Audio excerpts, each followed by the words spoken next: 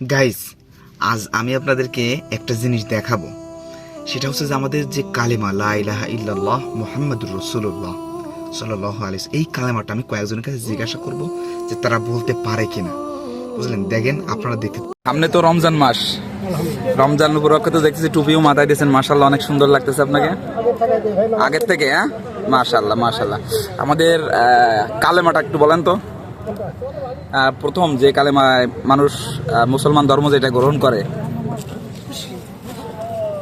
বিসমিল্লাহির রহমানির রহিম আলহামদুলিল্লাহি রাব্বিল আলামিন আর রহমানির রহিম মালিকি ইয়াউমিদ্দিন ইyyaka না'বুদু ওয়া ইyyaka নাস্তাঈন ইহদিনাস সিরাতাল মুস্তাকিম সিরাতাল লাযিনা আন'আমতা আলাইহিম গায়রিল মাগদুবি আলাইহিম ওয়ালাদ-দাল্লিন আমিন। সামনে তো রমজান মাস, তো আমাদের কালেমাটা একটু বলেন তো।